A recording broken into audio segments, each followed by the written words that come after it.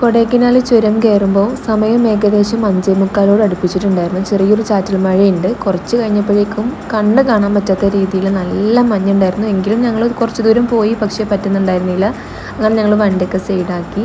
സിയ അപ്പോഴും ഉറങ്ങുകയാണ് കേട്ടോ.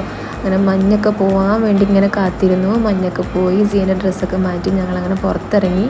സഹിക്കാൻ പറ്റാത്ത തണുപ്പാണ് കേട്ടോ. അങ്ങനെ സിയക്ക് ഒരു ചെറിയൊരു കോട്ടൊക്കെ ഞങ്ങൾ കരുതിയിട്ടുണ്ടായിരുന്നു.